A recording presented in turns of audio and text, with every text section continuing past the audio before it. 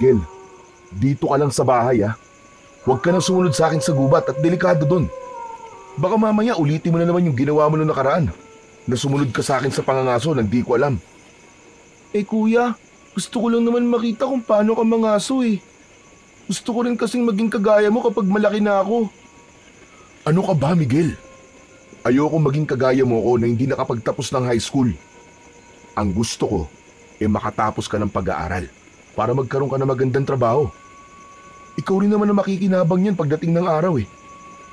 O paano, alis na ako ah. Isarado mo na lang ang mga pinto at bintana pag alis ko ah. Sige po kuya, mag-iingat ka po. Lumabas na si Amiros sa bahay nila at napansin niyang bilog na bilog ang buwan ng gabing yun. May dala siyang itak na nakasukbit sa kaluban na nasa kanyang bewang. May dala rin siyang pana na ang mga palaso ay nasa isang sisidlan sa kanyang likod. Hindi alintana ni Amiro ang kadiliman na bumabalot sa paligid dahil sanay na siya roon. Ang pangangaso ang bumubuhay sa kanya at sa kanyang kapatid na si Miguel. Ang mga nahuhuli niyang usa, baboy ramo at iba pang mailap na hayop ay dinadala niya sa palengke upang ipagbili. Kapalit ng konting pera na ginagamit nilang panggastos sa araw-araw. Wala na silang mga magulang. Parehas na namatay ang nanay at tatay nila nang lumubog ang barkong sinasakyan ng mga yon pauwi sa probinsya. Bagamat hindi nakapagtapos ng pag-aaral, ay nagsumikap si Amiro upang matiyak na makakapagtapos ng kolehiyo ang kapatid niyang nakakabatang si Miguel. Ayaw niyang maging kagaya niya si Miguel, na dahil hindi nakapagtapos ng pag-aaral, ay pinili na lamang na maging isang mangangaso. Makalipas ang ilang sandali, ay narating na ni Amiro ang kagubatan na nasa dulong bahagi ng kanilang baryo. Sinikap niyang hindi makalikha ng ingay habang iniiwasan ang mga tuyong sanga at dahon sa kanyang dinadaanan. Ang malamig na hangin ng gabi ay dumadampi sa kanyang balat, kasabay ng tunog ng mga kuliglig at huni ng mga ibong gising sa gabi. Sanay na si Amiro sa ganong eksena. Ang katahimikan ng gubat ay isang bagay na kumakalma sa kanya.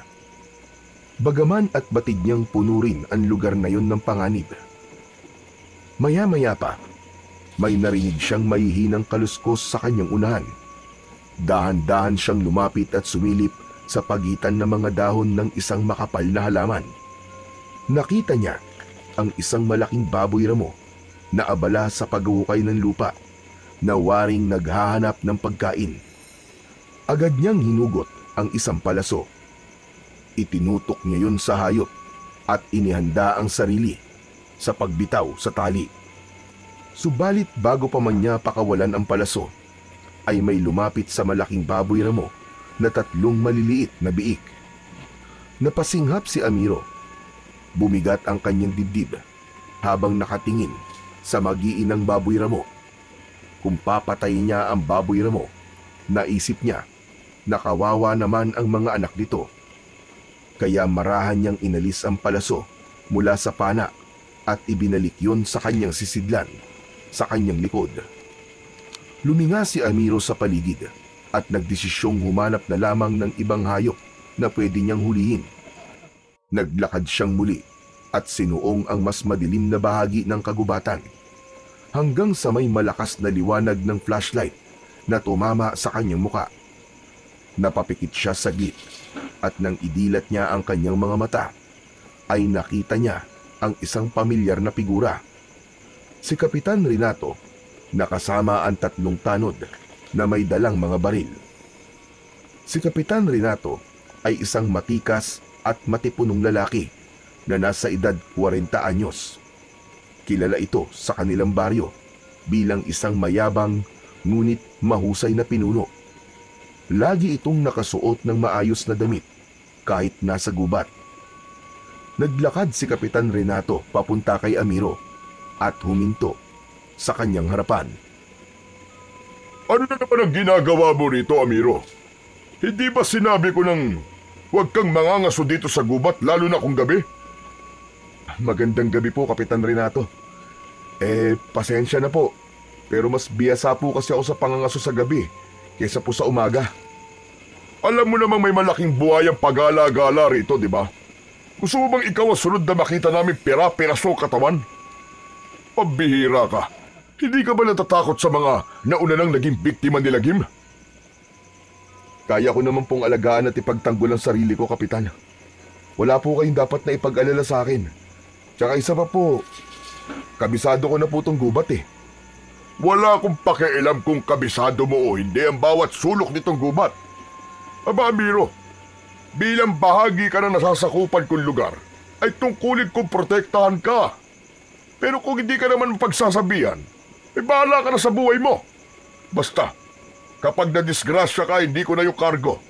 Huwag mo sabihin na hindi kita binalaan, Amiro. Saglit na nagkatitigan ang dalawa. Alam ni Amiro na hindi siya gustong ipahamak ni Kapitan. Ngunit batid din niyang hindi ito nagmamalasakit sa kanya, kundi iniingatan lamang nito ang reputasyon nito bilang pinuno ng baryo. Naiintindihan ko naman po kayo, Kapitan. Maraming salamat po sa inyong pag-aalala. Hindi na sumagot si Kapitan Renato. Ibinaba nito ang flashlight at nagbigay ng hudyat sa mga kasamahan nito na tanod na magpatuloy na sa paglalakad. Tahimik na lumayo sina Kapitan Renato at naiwan si Amiro sa madilim na bahagi ng kagubatan. Huminga siya ng malalim at muling inihanda ang sarili. Wala siyang balak umalis o sundin ang sinabi ng kanilang kapitan. Hindi siya basta-basta susunod sa utos ng isang taong hindi naman tunay na nagmamalasakit sa kapwa nito. Papasikat na ang araw nang lumabas si Amiro sa gubat habang may nakasampay na baboy ramo sa kanyang balikat. Wala pa rin katao-tao sa labas habang naglalakad siya patungo sa palengke kung saan niya ibibenta ang kanyang nahuli.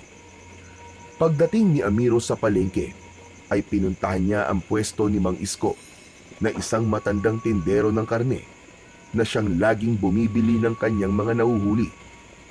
Napangiti naman si Mang Isko nang makita ang dala niya at sinabi nito na malaking baboy ramo ang nahuli ni Amiro sa araw na yon.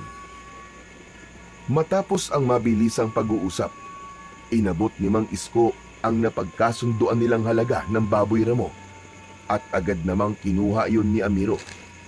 Hindi na siya nagtagal doon at bumili na rin siya ng bigas, isda at gulay na siyang pagkain nila ng kapatid niyang si Miguel para sa araw na yon.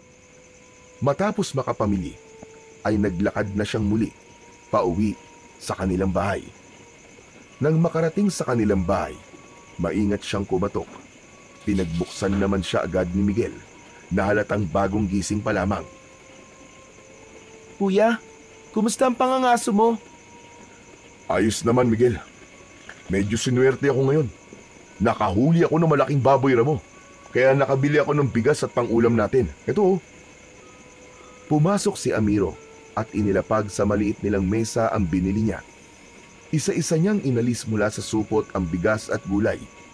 Naupo si Miguel sa isang upuan at tinignan siya na waring may iniisip. Teka nga, bakit naman ganyan ang tingin mo sa akin ha, Miguel? May problema ba?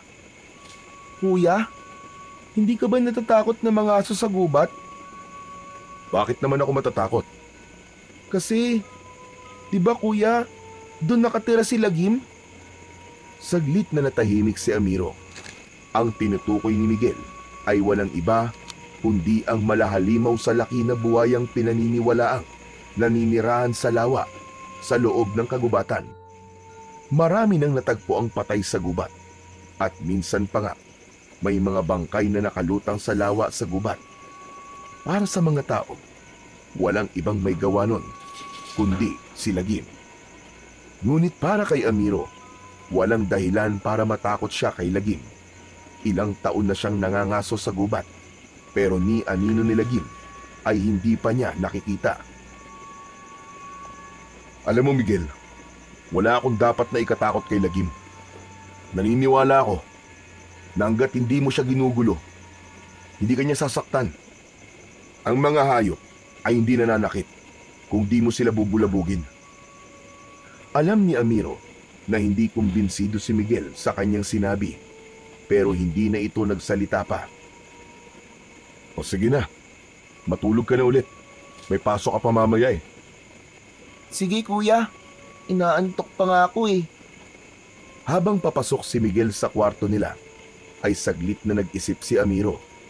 Hanggang sa sandaling yun kasi, ay hindi pa niya alam kung totoo nga ba si Lagim at ito ang responsable sa mga pinatay na tao sa lugar nila sa mga nakalipas na mga taon. Tanghali na nang magising si Amiro ng araw na yon. Siya lang ang mag-isa sa bahay dahil nasa eskwelahan na ang kanyang kapatid at hapon pa ito umuwi.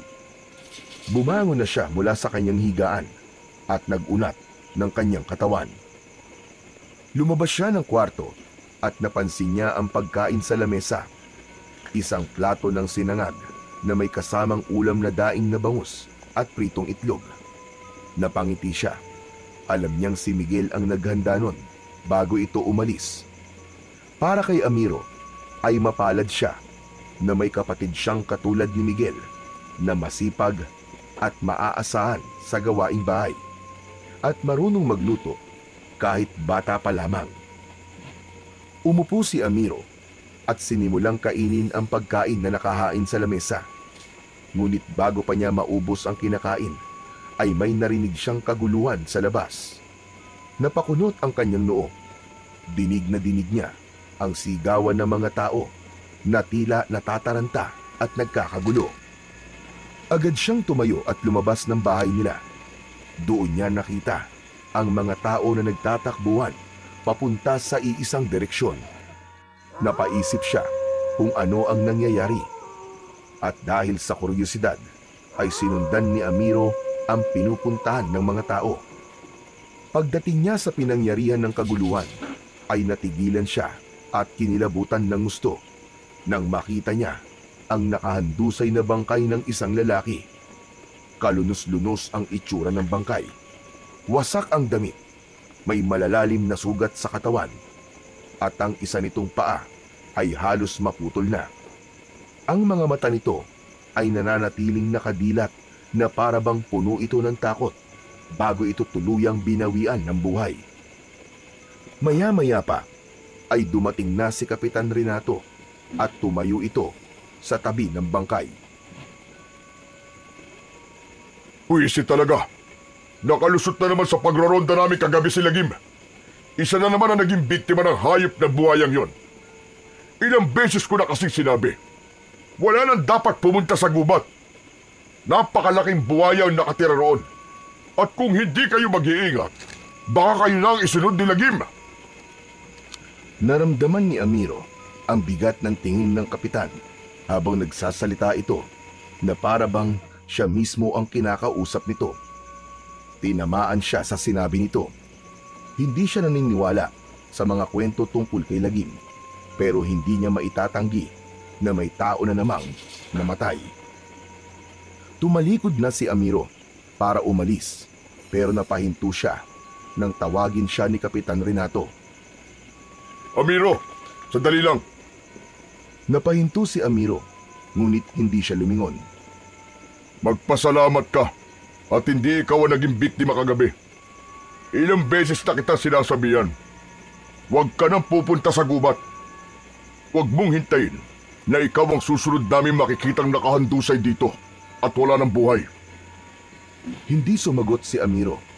Alam niyang wala siyang mapapala kung makikipagtalo pa siya sa kanilang kapitan. Tahimik siyang naglakad palayo at bumalik sa kanilang bahay. Ngunit sa kabila ng mga sinabi ni Kapitan Renato, sa kabila ng bangkay na nasa harapan niya kanina, ay sinabi niya sa kanyang sarili na magpupunta pa rin siya sa gubat upang mangaso dahil yun lamang ang tangi niyang ikinabubuhay. Nang malapit nang umuwi si Miguel sa eskwelahan, ay nagsimula ng magluto ng hapunan si Amiro.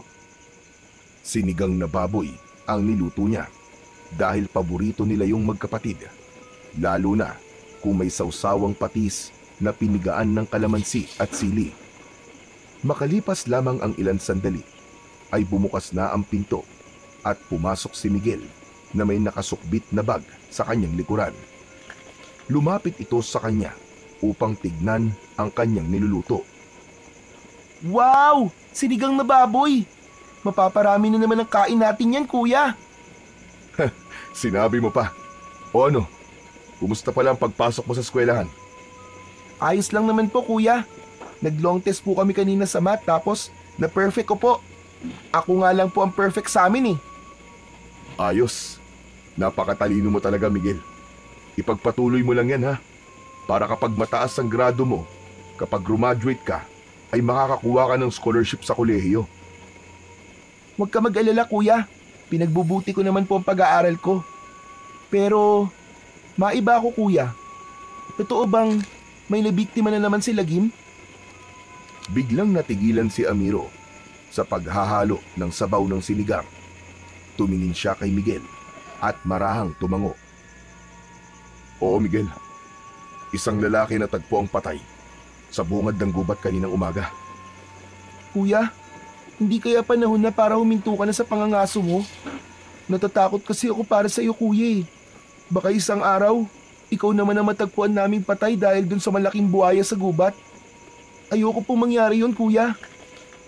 Nakita ni Amiro ang labis na pag-aalala sa muka ni Miguel. Inilapag niya ang sandok sa ibabaw ng plato at saka marahang tinapik ang balikat ng kapatid. Miguel, alam ko nag-aalala ka para sa akin. Pero hindi ako pwedeng huminto sa ginagawa ko. Ang pangangaso lang ang bumubuhay sa atin. Kung titigil ako, paano tayo kakain? Paano ka makapag-aaral? Napayuko si Miguel at hindi nakasagot. Saka lang siguro ko hihinto, Miguel. Kapag nakatapos ka na ng pag-aaral mo. O kung may magandang trabaho akong mahanap. Pero sa ngayon, wala akong ibang alam na paraan para kumita ng pera kundi ang pangangaso lang. Pero nangangako ko sa'yo na mag-iingat ako palagi. Hindi ako papayag na may mangyaring masama sa akin. Kasi ayokong maiwan ka mag-isa. Marahang tumango si Miguel. Pero alam ni Amiro na hindi niya napawi ang takot ng kanyang kapatid. Ang totoo, maging si Amiro ay takot din na may masamang mangyari sa kanya sa gubat. Alam niyang maaaring tama si Miguel na baka isang araw, siya naman ang sunod na magiging biktima ni Lagim. Pero alam niya rin kailangan niyang lakasan ang kanyang loob kung gusto niyang mabuhay silang magkapatid. Ng mga sumunod na araw, ay halos magkakasunod ang natatagpuang mga bangkay sa lugar ni na Amiro. Lahat ng bangkay ay kalunos-lunos ang sinapit. Hindi na makilala ang mga yon dahil halos luray-luray na ang katawan ng mga yon na para bang nilapa ang mga yon ng isang mabangis na halimaw. Walang ibang sinisi ang mga tao kundi si Lagim, ang dambuhalang buwayang pinaniniwalaang naninirahan sa lawa sa gitna ng gubat. Lalong lumakas ang takot at pangamba sa buong baryo. Walang sino man ang nangahas na lumapit sa gubat, lalo na kapag palubog na ang araw. Naging maigpit ang utos ni Kapitan Renato na bawal nang pumasok ang kahit na sino sa gubat. Sa kabila ng lahat ng hindi magagandang nangyayari, ay patuloy pa rin si Amiro sa kanyang pangangaso. Para sa kanya, wala siyang ibang pagpipilian kung hindi ang ituloy ang bagay kung saan siya kumikita ng pera. Kailangan nilang mabuhay ni Miguel. Kailangan niyang may maihain sa hapagkainan sa araw-araw. Habang ang lahat ay takot na takot sa gubat, ay si Amiro lamang ang tanging nangahas na magtungo roon. Isang umaga, habang naglalakad si Amiro patungo sa palengke, ay napansin niyang may pagtitipon sa plaza. Lumapit siya upang malaman kung para saan ang pagtitipon na yon, at nakita niya si Kapitan Renato na nakatayo sa unahan at nagsasalita. Nanatili muna siya roon upang pakinggan ang sinasabi ng kanilang kapitan. Kailangan natin mag-ingat lahat. Hindi na lang sa gubat nananatili si Lagim. Mukhang pati mismo sa baryo natin ay umaatake na siya. Ilang buhay na ang nawala. At hindi tayo titigil hanggat hindi natin siya napapatay. Nagpalakpakan ang mga tao. Ramdam ni Amiro na umasa at naniwala ang lahat sa sinabi ng kanilang kapitan. May ilan pang sumigaw ng pagsang-ayon, habang ang iba naman ay may takot sa kanilang mga mukha. Tumalikod na si Amiro at nagpatuloy sa kanyang paglalakad. Ngunit sa kabila ng sigaw ng mga tao at ang pangako ni Kapitan Renato, ay may bumabagabag sa kanyang isipan. Hindi niya maintindihan, ngunit parang may ibang dahilan si Kapitan Renato sa pagnanais nito na mapatay si Lagim. Kinagabihan, habang abala si Amiro sa paghahanda ng kanyang mga gamit para sa kanyang pangangaso, ay narinig niya ang pagsigaw ni Miguel. Bigla na lang itong nagising sa mahimbing nitong pagtulog. Lumingon siya at nakita niyang namumutla at nanginginig ang kanyang kapatid. Lumapit siya rito at marahang tinapik ang balikat ng kapatid. Miguel, nanaginip ka na naman ba ng masama? Ayos ka lang ba? Hindi agad nakasagot si Miguel. Basang-basa ang noo nito sa pawis at parang hindi nito kayang ipaliwanag ang nakita nito sa kanyang panaginip. Miguel, kung ano man ang napanaginipan mo, panaginip lang yun. Hindi yun mangyayari. Nagtaka si Amiro nang mahigpit na hinawakan ni Miguel ang kanyang braso at tinignan siya nito ng malalim. Kuya, mangangaso ka ba ngayong gabi? Oo. Bakit mo na itanong? Kuya, huwag kang umalis. Napanaginipan ko na hinahabol ka ng halimaw sa gubat at pinatay ka niya. Miguel, tulad ng sinabi ko sa iyo, panaginip lang yon. Ang panaginip ay kabaligtaran ng mangyayari sa totoong buhay. Kuya, hindi kaya ang halimaw sa panaginip ko ay si Lagim? Hindi kaya siya ang papatay sa'yo? Napakurap si Amiro. Alam niyang marami nang naging biktima ang sinasabing dambuhalang buhaya. Pero sa loob ng maraming taon, ni anino nito ay hindi pa niya nakita. Huwag kang mag-alala, Miguel. Hindi naman ako nagtutungo sa lawa kung saan sinasabing nakatira si Lagim eh. Wala kang dapat ipag-alala. Hindi pa ako mamamatay. Kahit alam ni Amiro na hindi nawala ang kaba at takot ni Miguel sa mga sinabi niya, ay nagpatuloy pa rin siya sa kanyang paghahanda. Sa kabila ng pagpigil ni Miguel, ay umalis pa rin siya upang mangaso. Agad na nagtungo si Miguel sa lugar sa gubat na paborito niyang paghulihan ng mga ligaw na hayop. Umaambon ng gabing yon, pero hindi yun naging hadlang sa kagustuhan niyang makahuli ng hayop na maibibenta niya sa palengke. Mahigpit niyang hawak ang kanyang pana at palaso habang dahan-dahang naglalakad. Ilang sandali pa ay may narinig siyang mahihinang kaluskos sa kanyang kaliwa. Huminto siya at sinundan ang tunog ng ingay. Sa pagitan ng mga puno, nakita niya ang isang napakalaking baboy ramo na may mahahabang pangil at makapal na balahibo. Marahan siyang yumuko at iniangat ang kanyang pana. Itinutok niya sa baboy ramo ang palaso. Laking gulat naman ni Amiro nang mula sa kanyang harapan ay sumulpot ang isang nilalang na may matutulis na kuko at ngipin. Ang mga mata nito ay pulang-pula na parang bola ng apoy. Nang hilakbot si Amiro ng kanyang napagtanto na isang aswang ang nasa kanyang harapan. Biglang sumugod ang aswang at mabilis siya nitong kinalmot sa kanyang braso. Napangiwi siya ng dahil sa sakit. Kasabay ng pagdaloy ng dugo sa sugat na nilikha ng matutulis na kuko ng aswang. Mabilis na tumakbo si Amiro palayo. Hindi niya na naisip kung saan siya patungo. Ang tanging mahalaga sa kanya ay ang makalayo sa aswang na patuloy na humahabol sa kanya. Tulong! Tulungan niyo ako! Tulong! Ngunit sa pagmamadali niya ay nadulas siya sa isang ugat at bumagsak siya ng malakas sa lupa.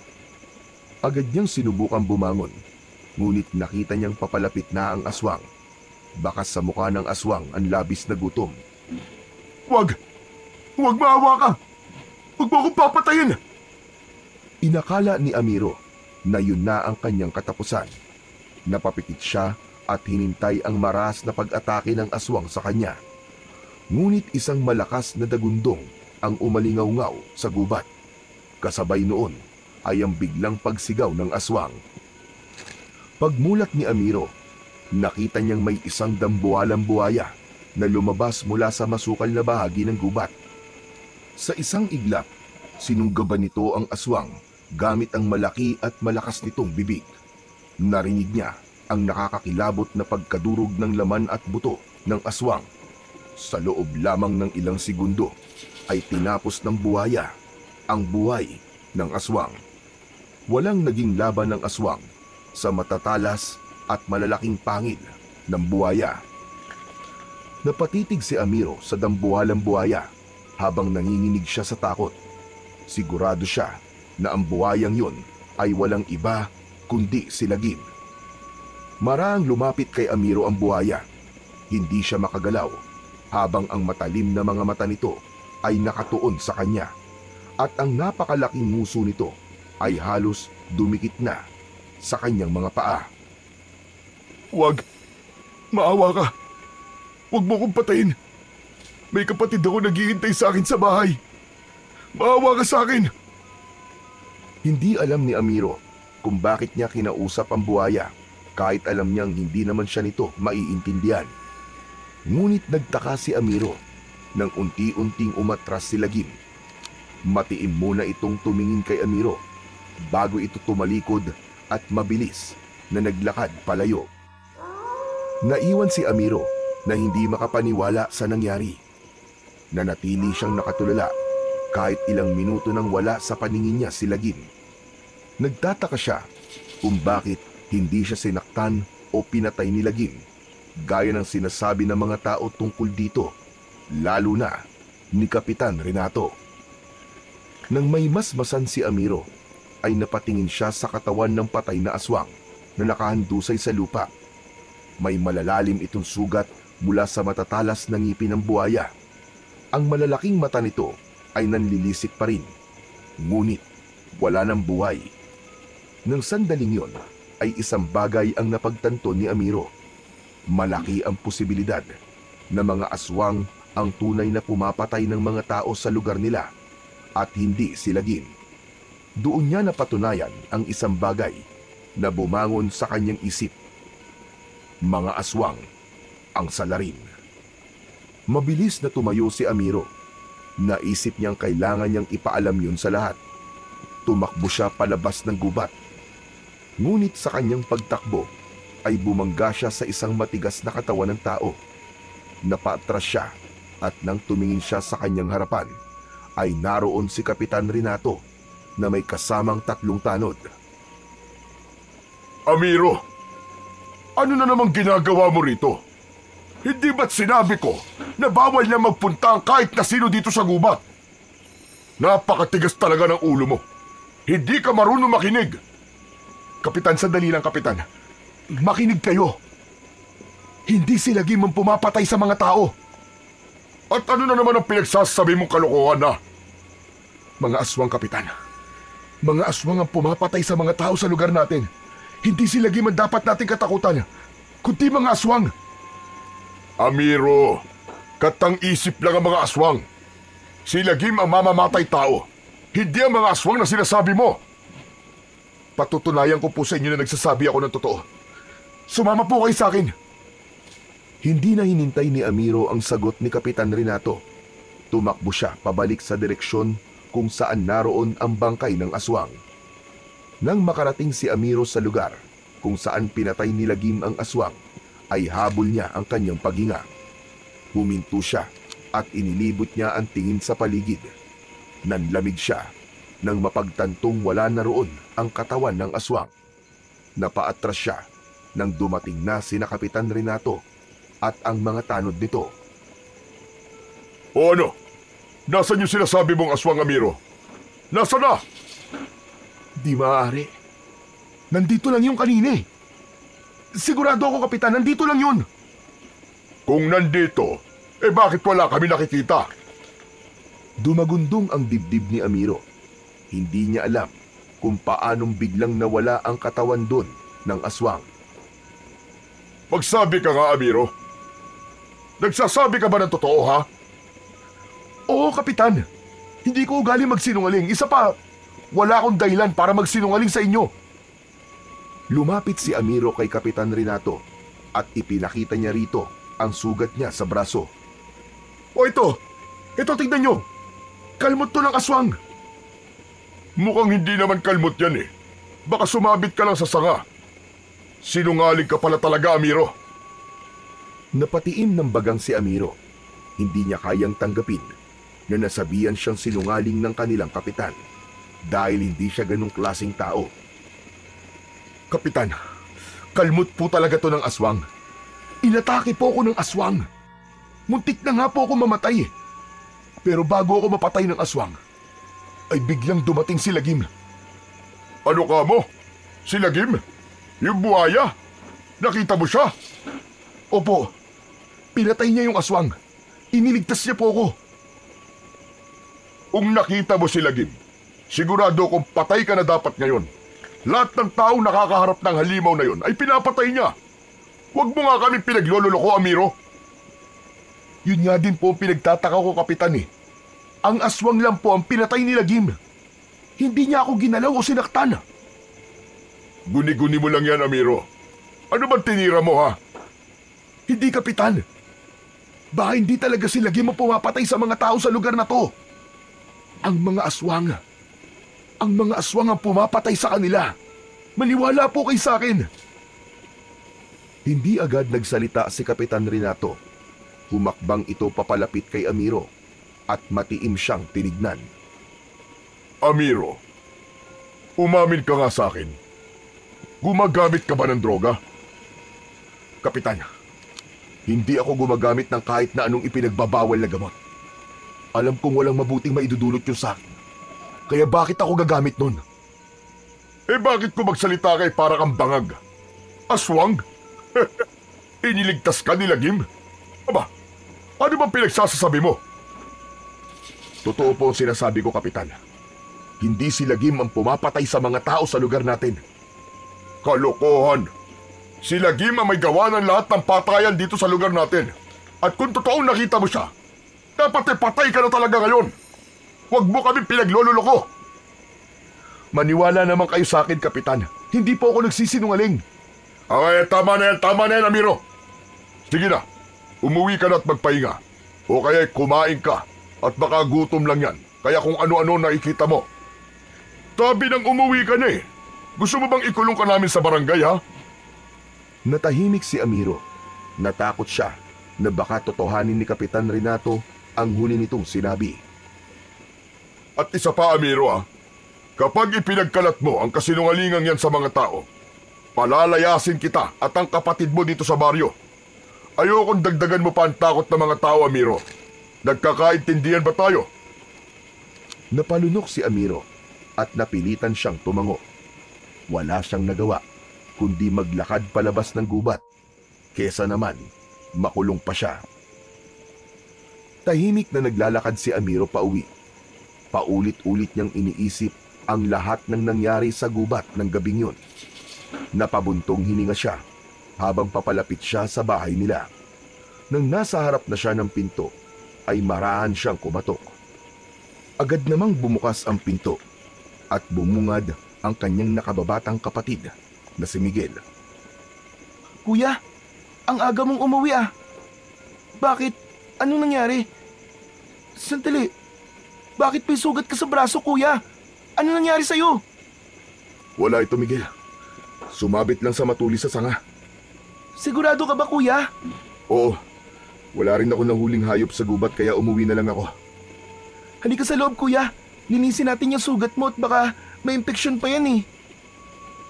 Pumasok na si Amiro sa loob ng bahay habang pilit niyang itinatago ang kaba na kanyang nararamdaman. Mas pinili na lang niyang magsinungaling kay Miguel kahit hindi niya yun gawain para lang hindi ito mag-alala sa kanya. Kinaumagahan, matapos umalis ni Miguel upang pumasok sa eskwela, ay hindi pa rin mapakali si Amiro. Patuloy siyang binabagabag ng nangyari kagabi sa gubat.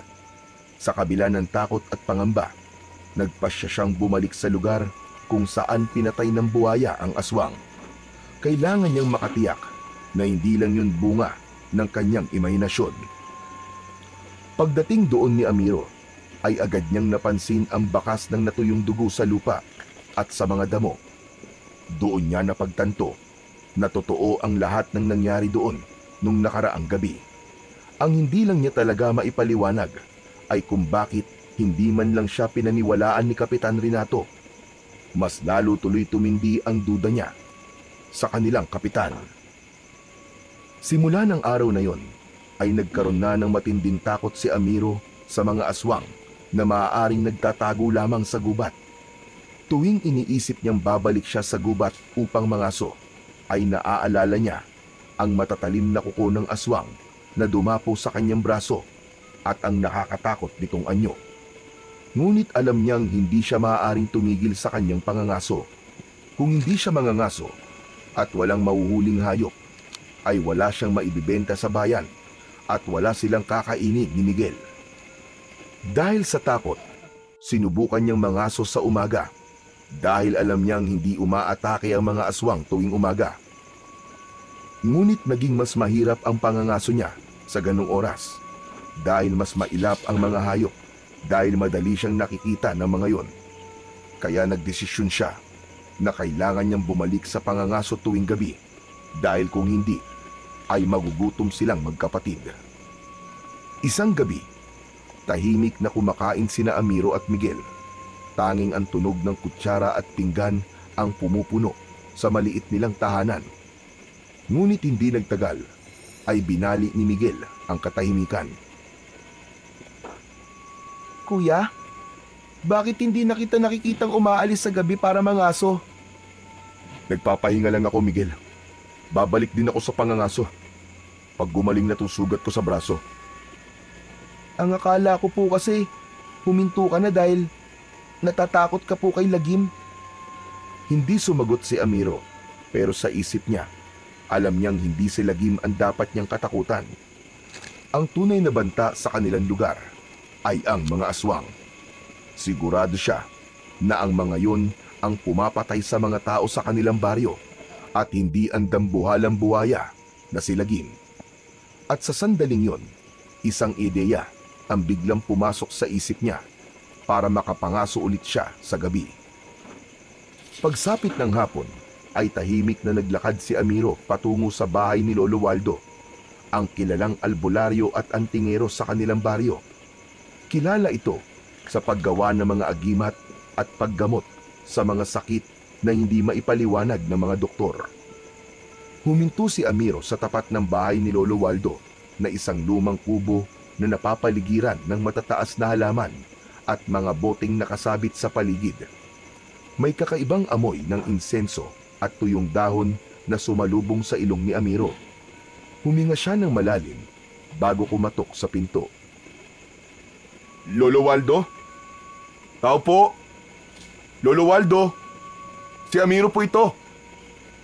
Abay, pumasok ka, Amiro. Bukas yan, pasok. Dahan-dahang itinulak ni Amiro ang pinto at saka siya pumasok. Sa loob, nakita niya ang matanda na nakaupo sa isang lumang upuan habang may hawak na kahoy na baston. Merong mga bote ng langis, pinatuyong ugat at iba't ibang uri ng anting-anting na nakasabit sa dingding. Tinignan siya ni Lolo Waldo mula ulo hanggang paa na para bang sinusuri siya nito. Ano sadya mo rito, Amiro? May itatanong lang po sana ako sa inyo, Lolo Waldo. Huwag ka na magpaligoy-ligoy pa. Sige na, sabihin mo na kagad sa akin dahil ako'y albularyo at hindi ako manghuhula. Lolo Waldo, meron po ba kayong agimat na pangontra po sa aswang? Napataas ang kilay ng matanda at umayos ito ng pagkakaupo. Meron. Pero, saan mo naman gagamitin? Malamang po pangontra po sa aswang. Abat pilosopo ka. Bakit kailangan mo ng ganong klaseng agimat? Sabihin mo sa akin ang totoo. Lolo Waldo, dahil may aswang po rito sa baryo natin. Sandaling natigilan si Lolo Waldo. Biglang sumeryoso ang mukha nito. Ito mo naman nasabi yan. Dahil nakita ko po mismo, Lolo Waldo, nakita po mismo ng dalawang mga mata ko. Nakita ko po ang aswang sa gubat. Nangyari po yun isang gabi. Habang nangangaso po ako sa gubat. Bigla po niya akong inatake. Muntik na po ako mamatay. Pero mabuti na lang po. Bigla pong dumating si Lagim. Ano ka mo? Si Lagim? Yung dambuhalang buhaya? Opo. Pero ang ipinagtataka ko po, hindi man lang ako sinaktan ni Lagim. Ang aswang lang po ang pinatay niya. Iniligtas po ako ni Lagim, Lolo Waldo. Tataka naman yata yung kwento mo, Amiro. Hindi ba ang sinasabi ng karamihan dito ay si Lagim ang pumapatay sa mga tao? Yan nga rin po ang iniisip ko, Lolo Waldo eh. Maling paratang po ang ibinabato nila kay Lagim. Hindi siya ang tunay na pumapatay sa mga tao rito, kundi ang mga aswang na nasa gubat. Maraming taon na ako nabubuhay sa baryong ito, Amiro. Pero kahit isang beses, ay wala pa ako nabalita ang may aswang dito. Pero totoo pong may aswang dito, Lolo. Kung hindi po ako nakatakas, baka ako na po ang sunod na naging biktima ng aswang sa gubat. Kaya po ako narito sa inyo. Dahil gusto kong ipagpatuloy ang pangangaso ko. Pero ayokong gawin yun ng walang panangga. Kaya sana po bigyan niyo po ako ng agimat laban sa mga aswang. Muling tumahimik si Lolo Waldo. Maya-maya pa ay huminga to ng malalim. Tumayo ito at naglakad papunta sa isang kahon na nasa sulok ng kubo. Binuksan nito ang kahon at kinuha ang isang maliit na bote na may lamang langis at pira-pirasong ugat. Inabot nito yon kay Amiro. Amiro, ito lang ang maibibigay ko sa'yo. Ano po ito, Lolo Waldo? Kapag kumulo ang langis sa loob ng bote na ito, ibig sabihin lang, may aswang na malapit sa'yo. Magandang meron ka nito para alam mo kung may aswang sa paligid. Mas makapaghahanda ka na lumaban o kaya ay tumakbo. Pero Lolo Waldo, wala po ba kayong mas malakas na agimat? Yung magiging malakas po ako para malabanan ko po mga aswang. Kung gusto mong lumaban sa mga aswang, hindi sapat ang agimat. Kailangan mo rin ng tapang. Pero ito lang ang kaya kong ibigay sa'yo. Wala nang nagawa si Amiro, kundi ang tanggapin ang maliit na bote na yon. Hindi niya na yon tinanggihan dahil baka bawiin pa yon ni Lolo Waldo. Maraming salamat po, Lolo Waldo. Tandaan mo ito, Amiro. Hindi pa ako kumbinsido sa kwento mo. Hanggat hindi ako mismo ang nakakakita sa mga aswang na sinasabi mo, ay hindi ako maniniwala. Malakas po ang pakiramdam ko na malalaman niyo rin po ang katotohanan. Matapos yun, ay nagpaalam na si Amiro kay Lolo Waldo. Umalis siya sa bahay ni Lolo Waldo na dala ang maliit na bote na ibinigay nito sa kanya. Kinagabihan, lumabas ng kanilang bahay si Amiro, dala ang kanyang pana, mga palaso at ang maliit na boteng ibinigay ni Lolo Waldo. Hawak niya yun ng maigpit. Sa kabila ng takot na nararamdaman niya sa muling pagpunta sa gubat, ay tumuloy pa rin siya dahil kailangan niyang kumita ng pera. Habang naglalakad siya papasok sa masukal na kagubatan, ay pinakiramdaman niya ang paligid. Ang liwanag ng buwan ay sapat na upang makita niya ang dinadaanan niya. Mas lalong humigpit ang pagkakahawak ni Amiro sa bote na nasa kanyang kamay. Alam niyang kapag kumulo ang langis na nasa bote, ay nangangahulugan na may aswang sa paligid o malapit sa kanya. Sa paglalakad ni Amiro, ay bigla siyang napahinto nang may narinig siyang mga yabag sa kanyang unahan. Agad siyang yumuko at nagtago sa likod ng isang malaking puno. Mula sa kanyang kinaroroonan, nakita niya ang ilang lalaking tumatakbo sa gitna ng gubat. Agad niyang nakilala ang isa sa mga yon. Walang iba kundi si Kapitan Renato. Halatang may hinahabol ang mga yon.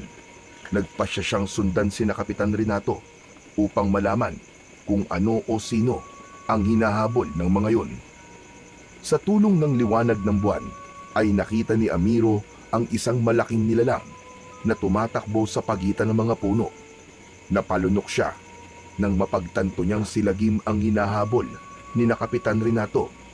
Kinabahan siya nang lumiit na ang distansya ni Lagim sa mga humahabol dito. Hanggang sa isang putok ng baril ang umalingaw-ngaw sa kagubatan. Napapikit si Amiro at nanginig ang buo niyang katawan. Nang idilat niya ang kanyang mga mata, ay nakita niyang tumakbo si Lagim patungo sa lawa.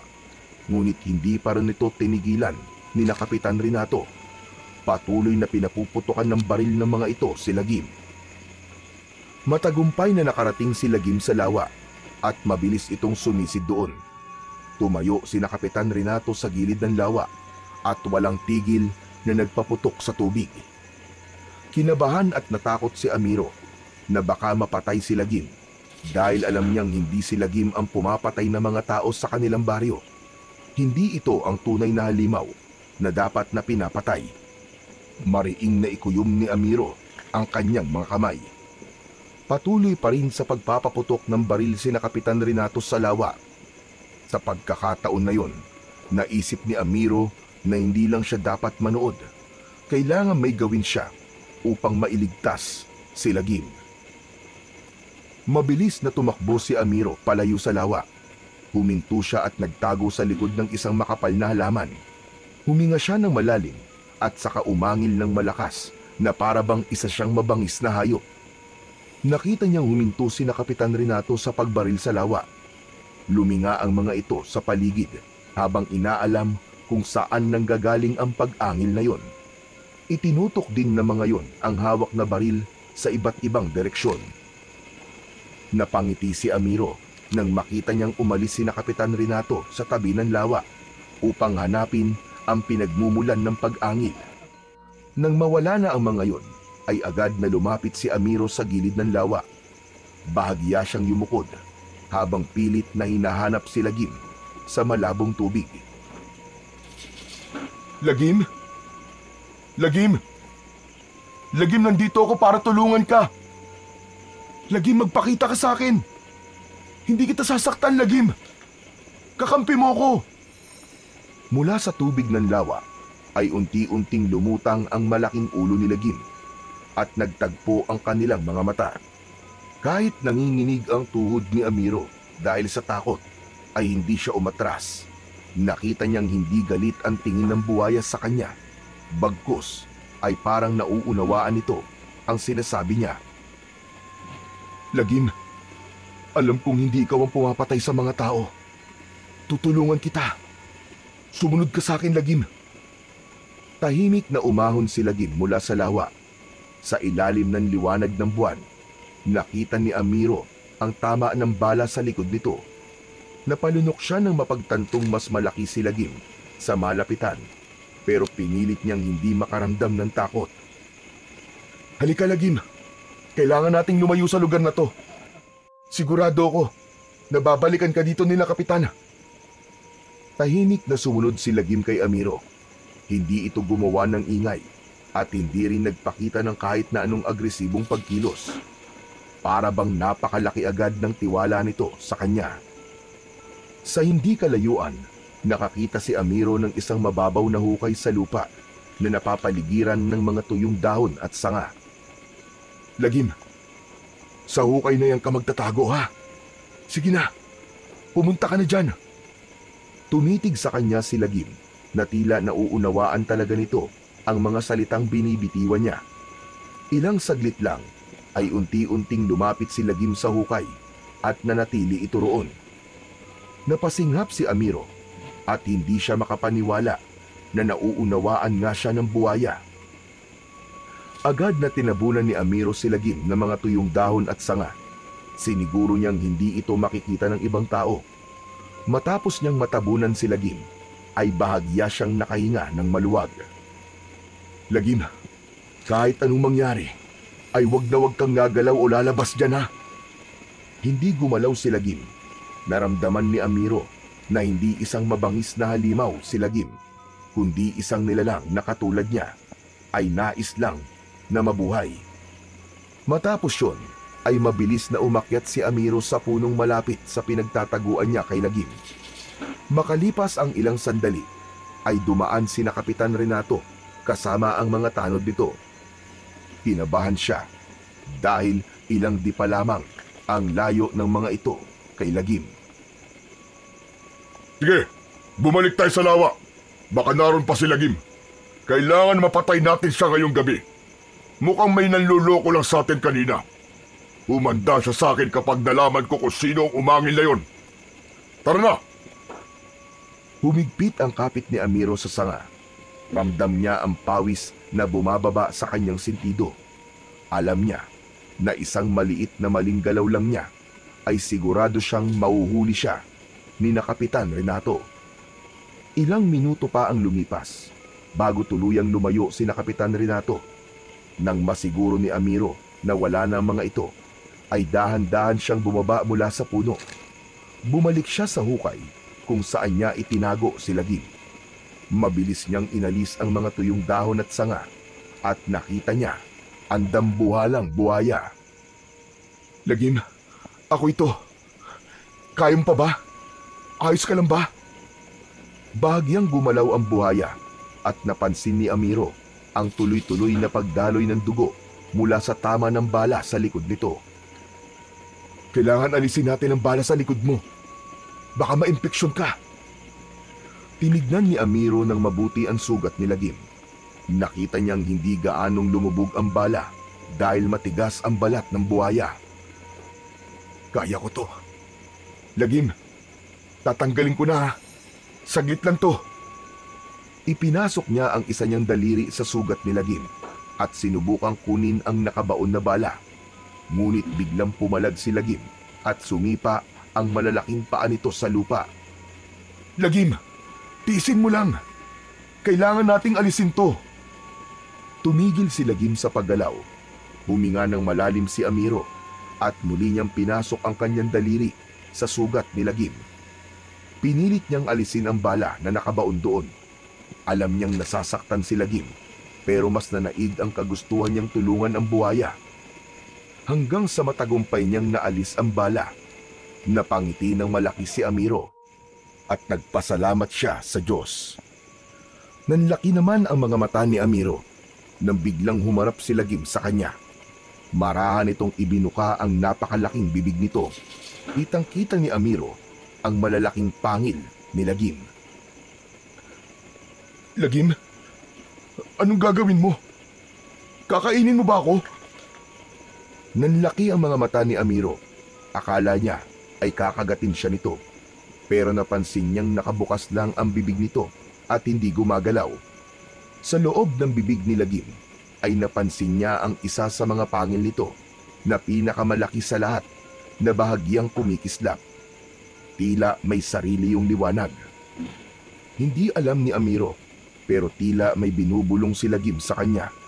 Sinasabi nito sa kanya na kunin niya ang pangil nito na nagliliwanag. Nanginginig ang mga kamay ni Amiro habang dahan-dahan niyang inaabot ang pangil na yon. Nagulat siya nang madali niya yung natanggal na para bang kusa yung bumigay ng hawakan niya. Nang makuha na ni Amiro ang isang pangil ni Lagim, ay biglang tumirik ang kanyang mga mata. Isang malakas na enerhiya ang dumaloy sa kanyang buong katawan. Nanginig ang buo niyang katawan at naramdaman niya ang kakaibang lakas na lumukob sa kanyang pagkatao. Nagsimulang lumabo ang kanyang paningin hanggang sa tuluyan siyang nawalan ng malay. Umaga na nang bumalik ang ulirat ni Amiro. Napansin niyang nasa loob siya ng kanilang bahay habang nakahiga sa papag na tulugan nila ni Miguel. Saglit siyang natigilan upang mag-isip. Isang malalim na paghinga ang kanyang pinakawalan at naisip niya na panaginip lamang ang nangyari kagabi. Maya-maya pa ay may naramdaman siyang isang bagay na nasa loob ng nakakuyom niyang kamay. Marahan at kinakabahan niyang binuksan ang kanyang kamay at nanlaki ang mga mata niya nang makita niya roon ang pangil ni Lagim. Hindi yun isang panaginip. totoo yung nangyari. Mabilis na bumangon mula si Amiro sa papag at lumabas siya ng kwarto. Sa maliit nilang sala, nakita niyang abala si Miguel sa pagwawalis. Nang makita siya nito, ay nagpakawala ito ng matamis na ngiti. Kuya, buti naman gising ka na. Nauna na pala akong kumain kasi gutom na ako eh. Pero ipinagtira naman kita ng pagkain, kuya. Umupo si Amiro sa bangko habang pilit na inaalala kung paano siya nakauwi kagabi. Gusto niyang itanong kay Miguel kung may nakita itong kakaiba, pero pinigilan niya ang kanyang sarili. Bakit hindi ka pumasok ngayon, Miguel? Ano ka ba, kuya? Sabado ngayon. Wala akong pasok. Ganun ba? Oo nga pala, no? Sabado nga pala ngayon. Alam mo ba kung anong oras ako nakauwi kagabi? Hindi ko alam, kuya eh. Nagising na lang ako kaninang umaga na nasa tabi na kita. Nagtataka nga ako kung paano ka nakapasok kagabi, kuya eh. Hindi ko natatandaan na kumatok ka. Ano siguro? Baka nakalimutan mong ikandado ang pinto. Pagdating ko kasi, hindi nakalakang pinto kaya hindi na ako kumatok. Siguro nga. O sige, kuya. Maglilinis lang ako ha. Kumain ka na at baka gutom ka na rin. Hindi na nagsalita si Amiro at nagtungo na siya sa hapagkainan. Pagkaupo niya ay binuksan niya ang kanyang kamay at tinitigan niya ang pangil ni Lagim na nasa kanyang palad. Hindi niya maintindihan pero tila may kakaibang enerhiya na inilalabas ang bagay na yon na patuloy na dumadaloy sa buo niyang katawan. Sa mga sumunod na araw ay hindi mapakali si Amiro. Paulit-ulit niyang tinitignan ang pangil ni Lagim. Iniikot niya yon sa kanyang mga daliri at pinagmamasdan kung may kakaibang katangian yon. Hindi niya maintindihan kung bakit yon ibinigay sa kanya ng dambuhalang buhaya. Habang lumilipas ang mga araw, ay mas lalong lumalalim ang pag-iisip ni Amiro. Hindi siya makatulog ng maayos dahil alam niyang may bahagi ng sarili niyang gustong tuklasin ang lihim ng pangil ng buhaya. Hanggang naisip niya si Lolo Waldo. Nagkaroon siya ng hinala na ang matandang albularyo ang nag-iisang taong maaaring makasagot sa kanyang mga tanong. Isang umaga, maagang tumungo si Amiro sa bahay ni Lolo Waldo. May bahagyang kaba sa kanyang dibdib. Ngunit mas nagibabaw ang kanyang pagnanais na malaman ang lihim ng pangil na nasa kanyang pangangalaga. Pagdating niya sa bahay ni Lolo Waldo, ay agad siyang kumatok. Hindi naman nagtagal, ay bumukas din ang pinto at bumungad sa kanya si Lolo Waldo. Ikaw na naman. Kung hihingi ka na naman ng agimat, ay umuwi ka na lang. Wala akong ibibigay sa'yo, Amiro. Teka, hindi po. Hindi po ako pumunta rito para manghingi ng agimat. Lolo Waldo, meron lang po sana akong nais na itanong sa inyo. Maaari po ba akong pumasok? Sandaling nag-isip si Lolo Waldo. Sa huli, ay nilawakan nito ang pagkakabukas ng pinto at hinayaan siyang makapasok. Magkaharap silang umupo sa kawayang sahig. Nang tanungin ni Amiro si Lolo Waldo kung ano ang pakay niya, ay marahan niyang ibinuka ang kanyang palad upang ipakita sa matanda ang pangil ni Lagim. Napasinghap si Lolo Waldo at nanlaki ang mga mata nito nang makita nito ang nasa palad ni Amiro. Agad nitong kinuha ang pangil ng buhaya at masusi yung pinagmasdan. Bakas sa mukha nito ang pagkamanga at tila hindi ito makapaniwala. Saan mo nakuha ito, Amiro? Lolo Waldo, ibinigay po sa akin yan ni Lagim. Ano ka mo? Ibinigay ito sa'yo ng buhayang nasa gubat. Pero paano? Sa tingin ko po kapalit po yan ang pagliligtas ko sa kanya. Papatayin sana siya ni Kapitan Renato, pero itinago ko po siya. Napabuntong hininga si Lolo Waldo at muling tinignan ang pangil ng buhaya. Matapos yon, ay ibinalik na nito yon kay Amiro. Mapalad ka. Napakapalad mo, Amiro. Napakaraming tao ang namamatay sa pagtatangkang makuha ang mutya ng pangil ng buhaya. Ngunit ikaw, ibinigay ito ng kusa sa iyo ng buhaya. Ano po bang ibig niyo sabihin? Tsaka, ano po ba talaga itong sinasabi niyong pangil ng buhaya? Hindi sumagot si Lolo Waldo. Sa halip, tumayo ito at nagtungo sa isang lumang aparador. May kinuha ito roon na isang lumang photo album. Muli itong umupo sa harapan ni Amiro at binuklat ang photo album. Maya-maya pa ay huminto ito sa pagbuklat at napansin niya ang mapait na ngiti nito. Itinuro ni Lolo Waldo ang litrato ng isang matandang lalaki. Atay ko ang lalaking ito. Pero napansin mo ba ang isa niyang kamay? Doon lang napansin ni Amiro na putol ang kanang kamay ng lalaki sa larawan. Bakit po naputol ang kamay niya, Lolo Waldo? Nung kabataan kasi niya, sinubukan niyang kumuha ng mutya ng pangil ng buhaya. Pinaniniwalaan niya noon na ang pagkakaroon ng mutyang yon ay magbibigay sa kanya ng hindi matatawarang lakas at proteksyon. Nang subukan niyang bunutin ng isang pangil mula sa isang buhaya, ay kinagat ng buhaya ang kamay niya. Isang mabilis na kagat ang ginawa ng buhaya at tuluyang naputol ang kanyang kamay. Maswerte na lang siya at nabuhay pa rin siya. May mga kakilala rin ako na sinubukan yon, pero karamihan sa kanila ay hindi na nakabalik ng buhay. Ibig sabihin po ba may kapangyarihan po ang pangil na to? Hindi lang basta isang kapangyarihan, Amiro. Ang may hawak ng mutyang yan ay magkakaroon ng kakaibang lakas. Isang lakas na maihahalin tulad sa isang buhaya. Matibay at malakas na pangangatawan. May liksi sa tubig at sa lupa. Pero higit sa lahat, protektado ka nito. Basta dala mo ang mutyang yan, hindi ka basta-basta masusugatan at kaya mong labanan ng kahit na anong kasamaan. Napalunok si Amiro. Hindi niya inasahan na ganun kahalaga ang bagay na ibinigay sa kanya ni Lagim. Maya-maya pa ay muling nagsalita si Lolo Waldo. Gaya na sinabi ko sa iyo, Amiro, hindi madaling makuha ang mutyang yan. Kung nabunot mo yan ng ganun kadali lang, ibig sabihin ay malaki ang tiwala ni Lagim sa iyo. Hindi ko alam kung bakit, pero parang nais ko nang maniwala sa sinasabi mong hindi si Lagim ang pumapatay sa mga tao dito sa ating lugar. Baka naisip ni Lagim na kailangan ng may lumaban sa totoong kasamaan na meron dito sa lugar natin. Muling napasinghap si Amiro. Matagal na niyang pinaniniwalaan na hindi si Lagim ang tunay na salarin. Ngunit walang naniniwala sa kanya.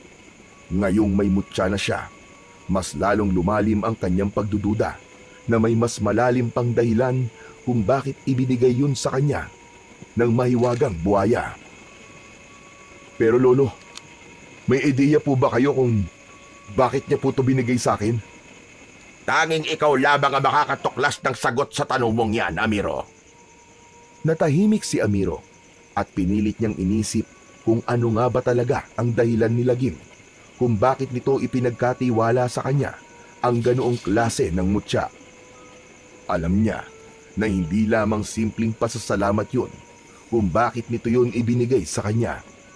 Malakas ang pakiramdam niya na meron pang mas malalim na dahilan na kailangan niyang matuklasan sa mga susunod na araw. Matapos makipag-usap ni Amiro kay Lolo Waldo, ay nagtungo siya sa gubat. Naisip niyang puntahan si Lagim at baka makakuha siya ng sagot sa kanyang katanungan. Makalipas ang ilang minutong paglalakad sa gubat, ay narating na niya ang lawa kung saan madalas na makita si Lagim. Lagim! Lagim, nandito ako! Si Amiro to, Lagim! Lagim! Pinakiramdaman ni Amiro ang paligid, lalo na ang lawa. Pero nanatiling kalmado ang tubig doon. Lagim, kaibigan! Lagim! Naririnig mo ba ako? Tahimik pa rin ang buong paligid. Hindi pa rin naramdaman ni Amiro ang presensya ng dambuhalang buhaya. Hanggang sa nagdesisyon siyang mas lakasan ang kanyang boses. Lagim! Lagim, kaibigan! Kausapin mo ako! Ako to si Amiro! Ang nagligtas sa'yo! Magpakita ka sa akin, kaibigan! Lagim! Bumilis ang tibok ng puso ni Amiro nang makakita siya ng paggalaw sa tubig. Nagkaroon doon ng malakas na alon at mula roon ay lumitaw si Lagim. Mabilis siyang lumangoy papunta sa kinaroroonan ni Amiro. Huminto ito sa harapan niya at nang ibukas nito ang malaki nitong bunganga ay nagkislapan sa sikat ng araw ang matutulis nitong mga pangil. Malakas na isinarado ni Lagim ang bunganga nito at may tubig na tumalsik sa mukha ni Amiro. Sa pagkakataon na yon ay hindi nakaramdam ng takot si Amiro kay Lagim. Pakiramdam niya ay konektado silang dalawa ng buhaya. Para bang sa pamamagitan ng pagtingin nila sa mga mata ng isa't isa ay nagkakaunawaan na sila. Maraang inilabas ni Amiro mula sa kanyang bulsa ang mutya ng pangil ni Lagim. Napalunok siya bago muling tumingin sa dambuhalang buhaya. Kaibigang Lagim, maraming salamat at nagpakita ka sa akin, ha. Hindi ko pa rin alam kung bakit mo to ibinigay sa akin. Pero gusto kong malaman mo, nagagamitin ko mutyang ito sa kabutihan. Hindi lang dahil sa alam ko mabuti ka, kundi dahil yun ang nararapat. Nanatiling nakalutang sa tubig si Lagim habang nakatingin kay Amiro. Alam niya na naiintindihan nito ang sinasabi niya. Palang araw, mapapatunayan din natin sa lahat na hindi ikaw ang pumapatay ng mga tao rito, kundi ang mga aswang. Darating ang panahon na hindi ka na nila kakatakutan. Ipinapangako ko yun sa'yo, Lagim. Napatingin si Amiro sa mga mata ni Lagim. Kahit wala itong ekspresyon, ay nararamdaman niya ang kasiyahan ng buhaya sa kanyang sinabi. Napangiti siya. Lumuhod siya at marahan niyang tinapik ang ibabaw ng nguso ni Lagim. At saka ito marahang lumubog sa tubig at lumangoy palayo. Kinabukasan ay maagang nagising si Amiro.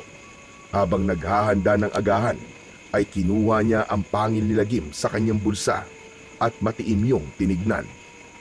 Mula nang ibigay yon ni Lagim sa kanya, pakiramdam niya ay may dalayong kakaibang lakas at proteksyon sa kanya. Hanggang isang ideya ang pumasok sa isip ni Amiro. Kumuha siya ng isang matibay na piraso ng itim na tali.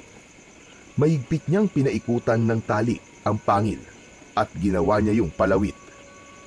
Isinuot niya yon sa kanyang leeg at naisip niya na tama ang kanyang ginawa upang hindi yun mawala sa kanya. Makalipas ang ilang sandali, ay nagising na si Miguel at nagsalo na silang magkapatid sa kanilang simpleng agahan. Kuya, ano yung nasa leeg mo? Ah, ito bang kwintas? Napulot ko lang to sa gubat habang nangangaso ko. Kuya, pangil ba yan ng hayop? Oo, parang ganun na nga. Nagandahan ako kaya ginawa kong kwintas. Bagay naman sa akin, di ba? Bagay naman, kuya. Ah, oo nga pala, kuya. Meron po kaming field trip sa susunod na buwan. Pwede po ba akong sumama? Aba, syempre naman. Alam mo, Miguel, hindi ko naranasan ang mga ganyang bagay nung nag-aaral pa ako. Kaya gusto kong ma-experience mo. Salamat, kuya. Magsasabi na po agad ako sa teacher namin na makakasama ako. Ngumiti si Amiro kay Miguel. Nakahinga siya ng maluwag dahil agad na nawala ang usapan nila sa pangil na nakasabit sa leeg niya. Medyo kinabahan siya dahil ang akala niya ay marami pang itatanong ang kanyang kapatid na si Miguel sa suot niyang kwintas. Sa gitna ng mahimbing na pagtulog ni Amiro ng madaling araw na yon, ay bigla siyang nagising. Pakiramdam niya ay may malamig na hangin yumakap sa kanya at isang kakaibang pakiramdam ang gumapang sa kanyang katawan. Napapikit siya at may narinig siyang lalaking humihingi ng tulong. Hanggang may lumitaw na imahe sa utak niya. Isang lalaki ang mabilis na tumatakbo sa madilim na gubat habang hinahabol ng dalawang aswang. Agad na nagmulat ng mata si Amiro. Maingat siyang bumangon upang hindi magising ang kapatid niyang si Miguel na mahimbing na natutulog sa kanyang tabi. Kinuha niya ang kanyang pana at palaso at lumabas ng bahay. Malaki ang mga hakbang na tinahak niya ang daan papunta sa gubat. Nang makarating siya sa parte ng gubat na nakita niya sa kanyang isip kanina, ay nakita niya ang isang lalaking nakahandusay sa lupa at inaatake ng 2 aswang. Hindi na nagdalawang isip si Amiro. Itinutok niya ang kanyang pana at mabilis na pinakawalan ang isang palaso. Tumama yon sa balikat ng isang aswang, kaya napasigaw ito ng malakas nang dahil sa sakit. Agad na napalingon ang 2 aswang sa kanya habang nagliliyab sa galit ang mga mata ng mga yon. Magkasabay na sumugod ang mga aswang kay Amiro. Sinubukan niyang umatras pero masyadong mabilis ang mga ito. Bago pa siya makailag ay naramdaman na niya ang pagsayad ng mga matutulis na ngipin ng mga ito sa kanyang balat. Ang isa ay kinagat siya sa leeg, habang ang isa naman ay sa kanyang braso. Ngunit nagulat si Amiro nang wala siyang naramdamang sakit. Hindi rin niya naramdamang bumaon ang ngipin ng mga aswang sa balat niya. Maging ang mga aswang ay nagtaka nang alisin ng mga yon ang pagkakakagat kay Amiro.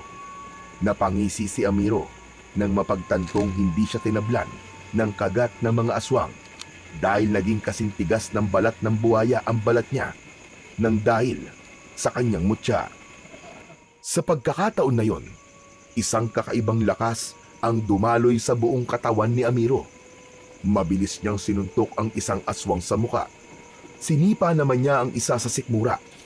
Parehas na tumilapon ang 2. Mabilis niyang itinutok sa isang aswang ang kanyang pana at pinakawalan ang isang palaso. Pero mabilis siyang nakaiwas.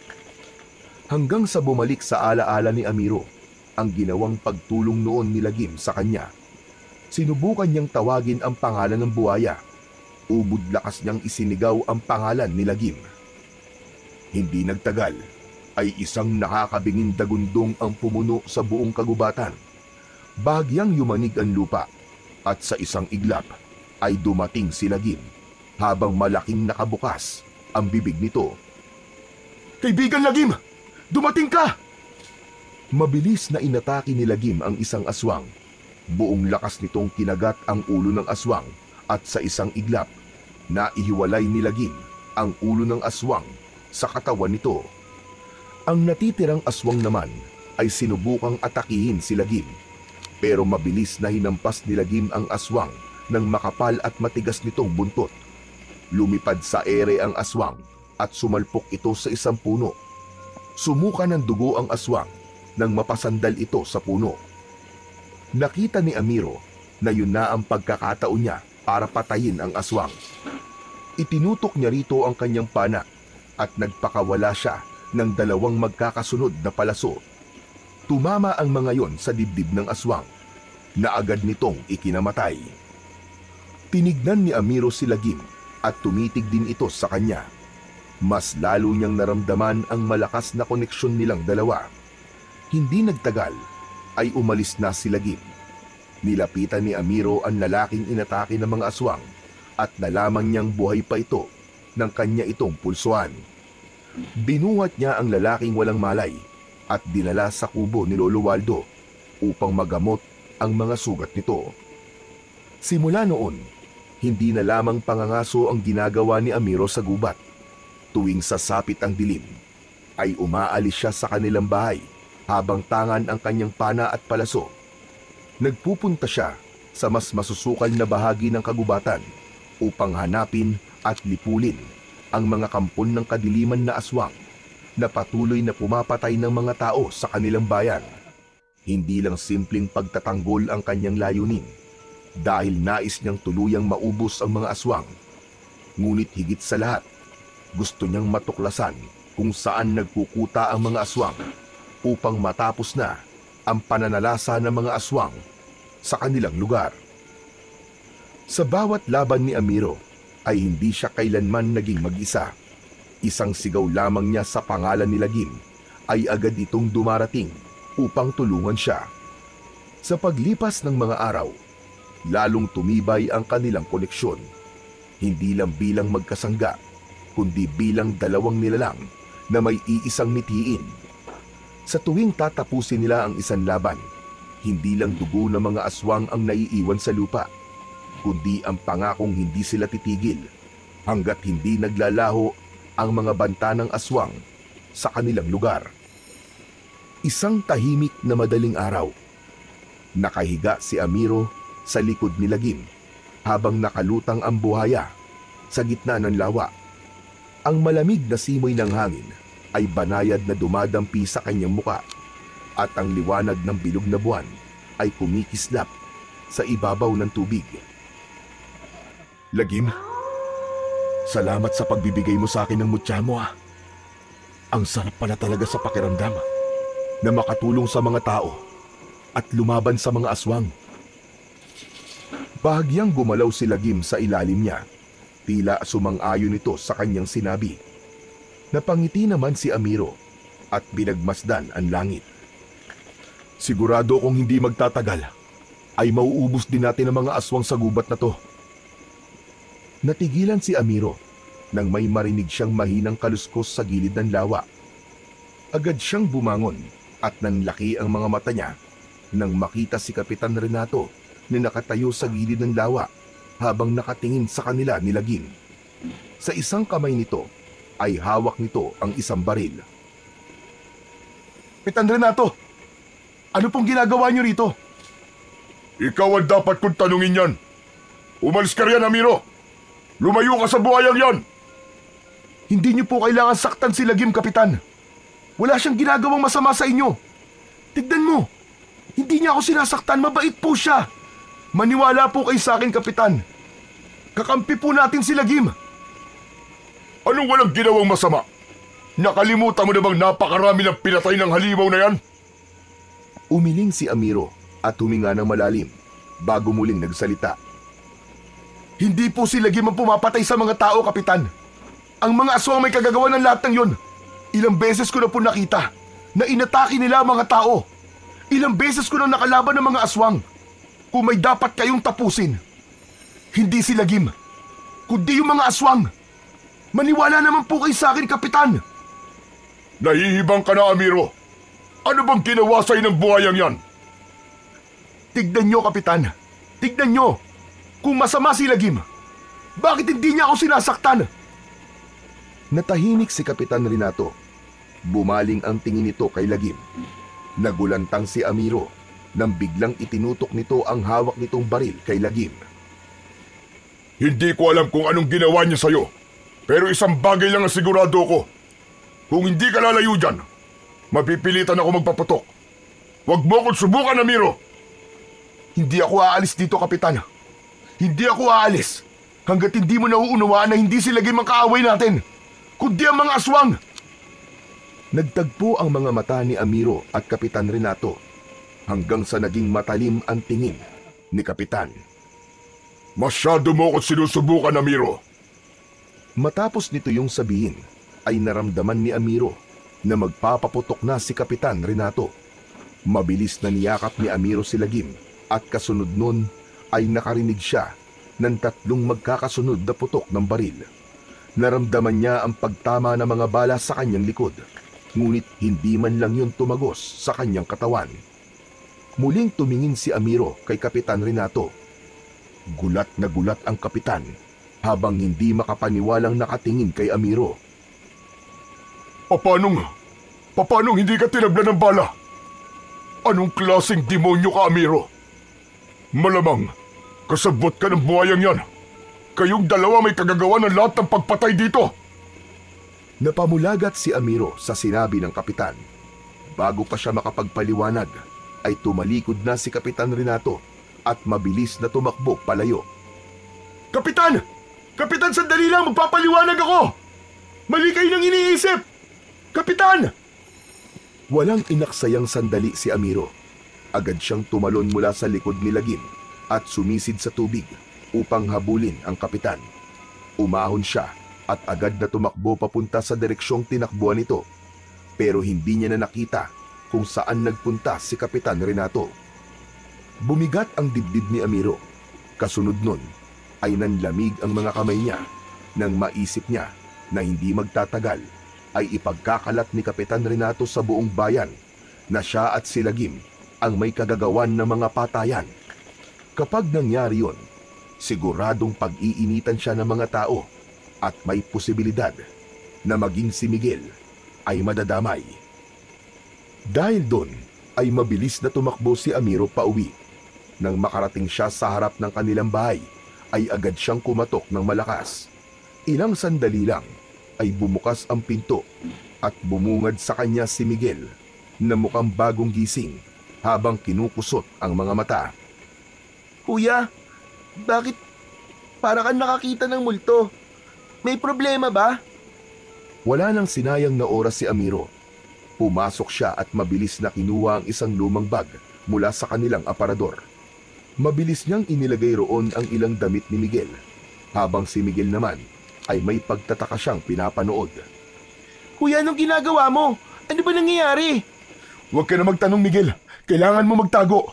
Hindi ka dapat makita ng kahit na sino ngayon. Pero kuya... Miguel, sumunod ka na lang sa akin. Kilala mo ko. Hindi ako papayag na may masamang mangyari sa'yo. Kaya itong ginagawa ko ay para sa kaligtasan mo. Lalo lamang naguluhan si Miguel, ngunit tila nagtiwala na ito kay Amiro dahil hindi na ito nagtanong pa. Pagkatapos ng ilang minuto, binuhat ni Amiro ang bag at hinawakan ang braso ni Miguel at magkasama silang umalis ng kanilang bahay. Walang ibang naisip si Amiro na pwede niyang pagkatiwalaan kundi si Lolo Waldo. Kaya naman, doon sila nagpunta ng kanyang kapatid. Kumatok si Amiro sa pinto ng bahay nito at hindi nagtagal ay bumukas yun. Bumungad ang matandang albularyo na may dalang gasera. Amiro! Aba, anong ginagawa niyo rito ng ganitong oras? Lolo Waldo, maaari bang dito muna si Miguel? Kailangan niya pong magtago. Hindi magiging maganda ang mangyayari sa mga susunod na araw. Ano ba nangyayari? Ipinaliwanag ni Amiro ang lahat. Wala siyang inilihim dito upang mas maunawaan siya nito. Sinabi rin niya na inisip ni Kapitan Renato na kasama siya ni Lagim sa pagpatay sa mga tao kahit wala naman yung katotohanan. Matapos niyang magpaliwanag ay tumango si Lolo Waldo. Naiintindihan kita, Amiro. Huwag ka mag-alala. Ako ang bahala kay Miguel. Salamat po, Lolo Waldo. Sige po, aalis na ako. Kuya, saan ka pupunta? Lumingon si Amiro sa kanyang kapatid at pilit na ngumiti. Huwag ka mag-alala, Miguel. Kapag natapos na ang lahat ng ito, ay babalik tayo sa normal nating buhay. Basta sa ngayon, sundin mo na lang muna si Lolo Waldo. Mabilis na niyakap ni Amiro si Miguel bago siya tumalikod at mabilis na naglakad pabalik sa gubat.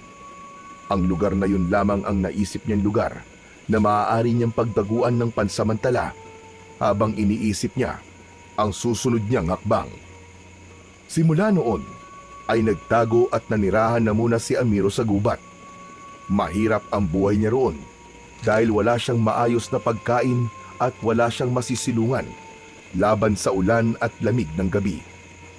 Minsan, nagtitiis siya sa hinog na prutas o sa mga hayop na nahuhuli niya gamit ang patibong.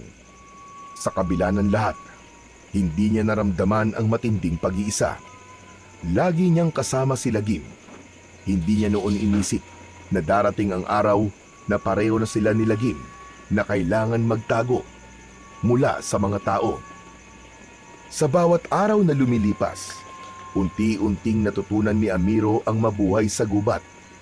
Isang gabi, habang naglalakad siya sa gubat upang manugis ng aswang, ay nakita niya si Kapitan Renato na mag-isang naglalakad habang may dalang gasera.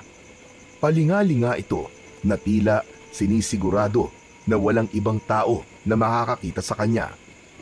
Agad na nagtago si Amiro sa likod ng isang malaking puno at nagtaka siya kung anong ginagawa ni Kapitan Renato sa gubat at hindi nito kasama ang mga tanod nito.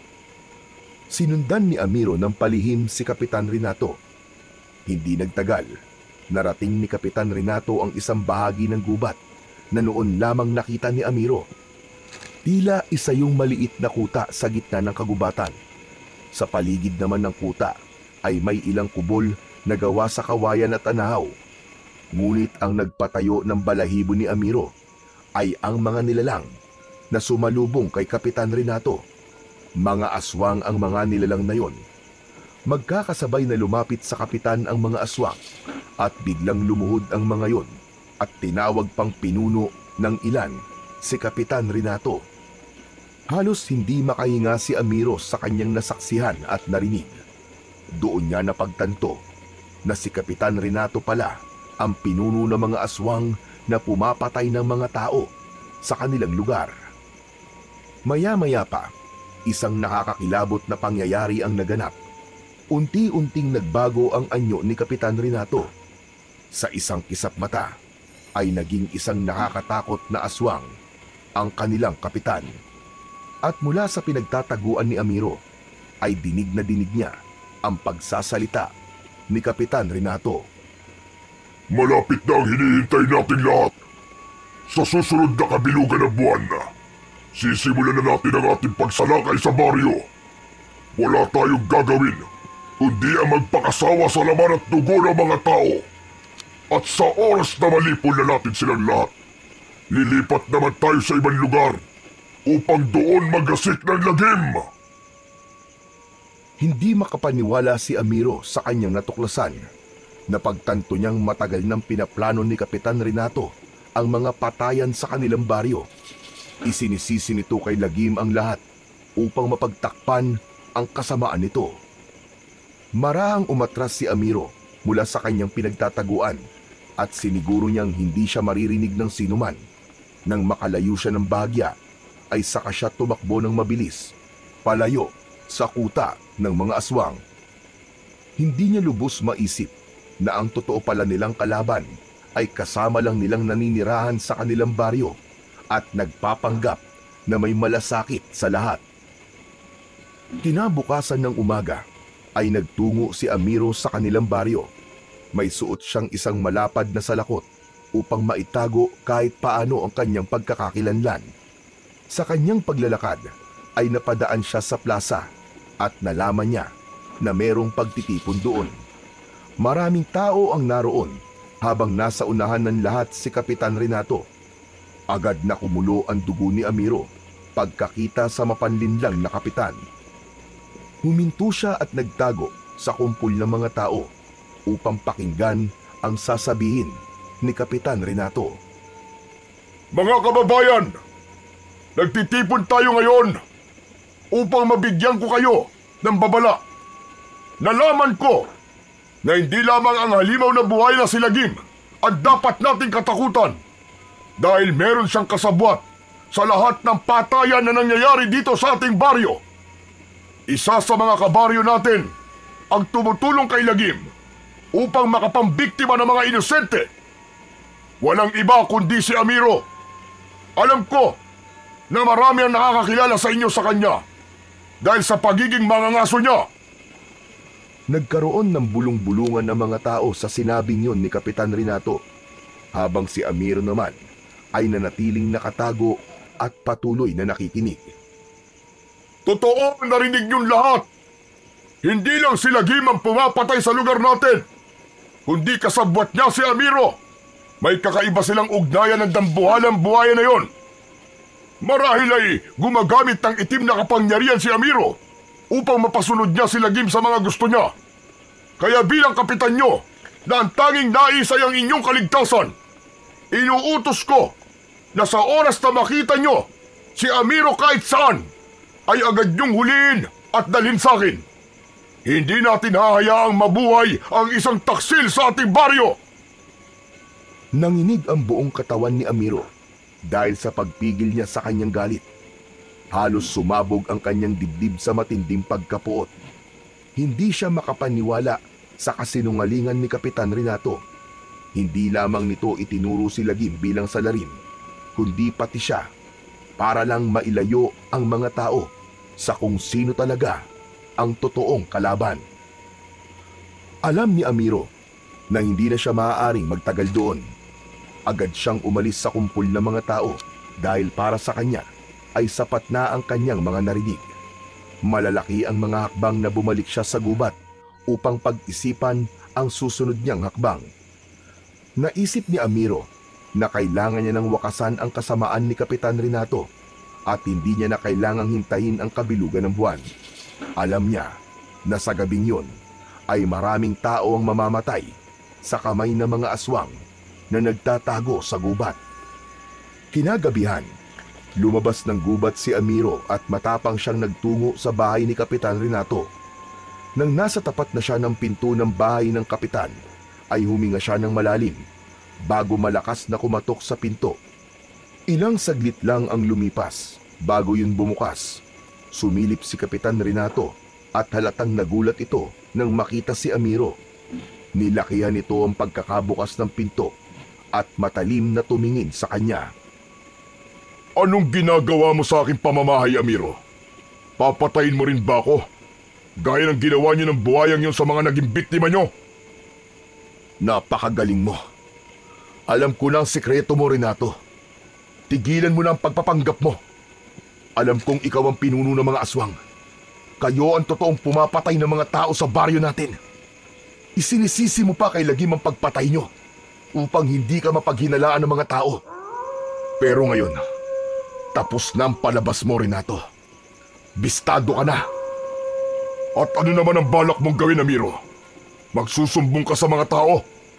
Sa tingin mo ba, maniniwala sila sa'yo? Ikaw na itinuturing nilang traidor? Hindi ko na kailangan sabihin sa kanila. Dahil ipapakita ko sa kanila kung sino kan talaga. Bago pa makapagsalita si Kapitan Renato, ay hinablot na ito ni Amiro sa kwelyo ng suot nitong damit. Malakas niya tong hinila palabas ng bahay. Halos mawalan ng balanse ang kapitan. Pero bago pa ito makalabas, isang malakas na suntok ang pinadapo ni Amiro sa mukha nito. Bumagsak ito sa lupa. Tumingala ito kay Amiro at pinunasan ng dugo sa labi nito gamit ang kanyang kamay. Tumayo ng dahan-dahan si Kapitan Renato habang may nakakatakot na ngisi sa kanyang muka. Agad itong nag-anyong aswang at sa isang iglap ay inatake nito si Amiro. Tumayo ito, dahan-dahan at unti-unting nagbago ang anyo.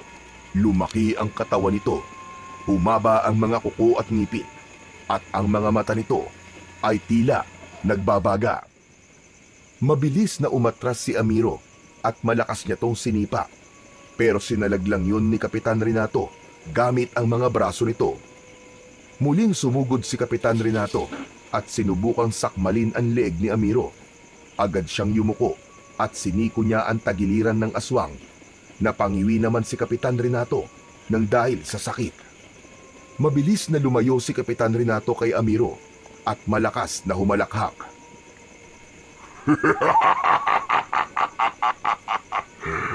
Malakas ka, Amiro.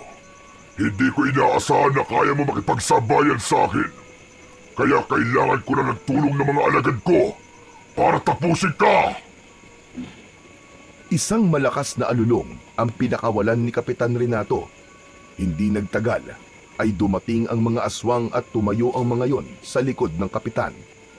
Matalim ang tingin ng mga yon kay Amiro na tila ba naghihintay lamang ang mga yon ng utos mula kay Kapitan Renato para patayin siya. Alam ko na may ginagamit kang kakaibang bagay, Amiro. At nais kong makuha ang bagay na yun upang maging mas malakas ako. Akala mo ba ay ikaw lamang ang may kakampi? Ha! Meron din ako! Isang malakas na sigaw ang pinakawalan ni Amiro. Ang kanyang mga tinig ay sumabay sa hangin hanggang umabot sa kagubatan. Lagim! Mabilis na dumating ang dambuhalang buhaya. Kulang na lang ay yumanig ang lupa sa bawat pagakbang ng malalaki nitong mga paa. Lumapit si Lagim kay Amiro.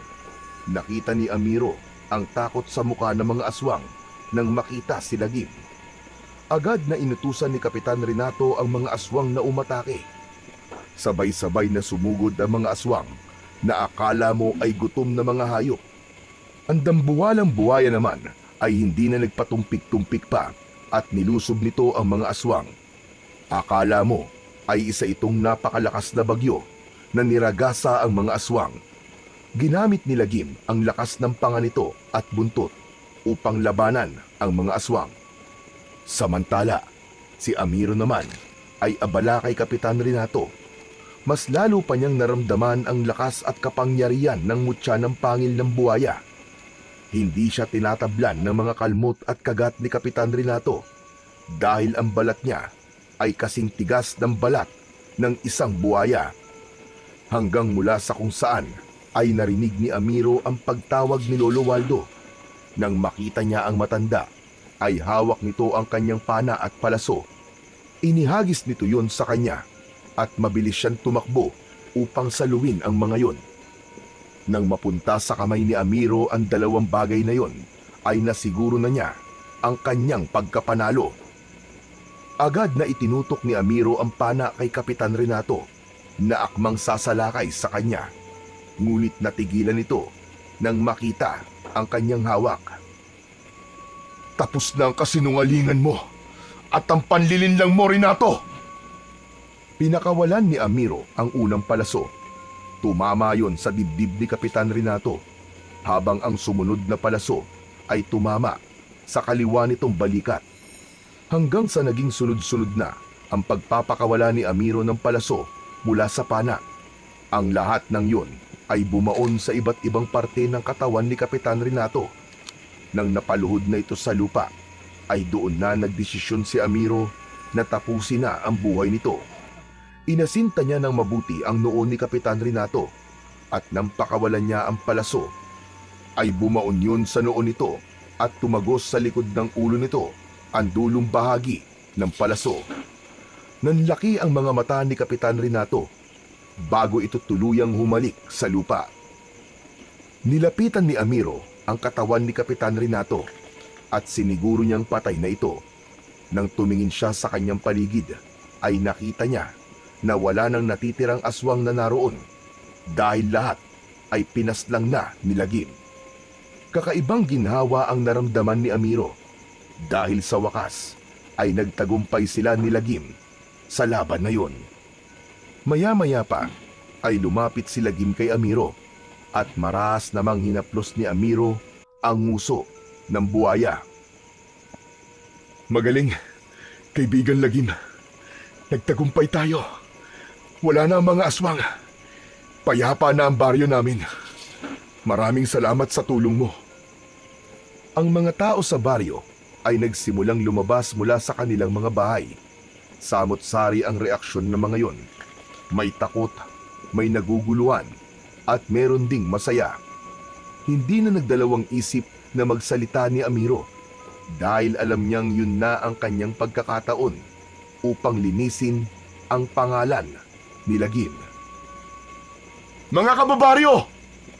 Makinig kayo sa aking lahat! Siguro naman ay nasaksihan nyo na ngayon kung sino talaga ang totoong kalaban.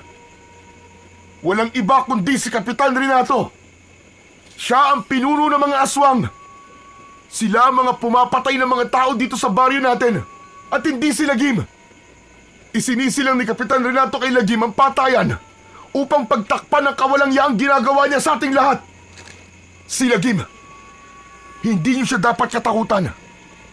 Kakampi natin siya at kahit kailan, hindi siya pumatay ng tao.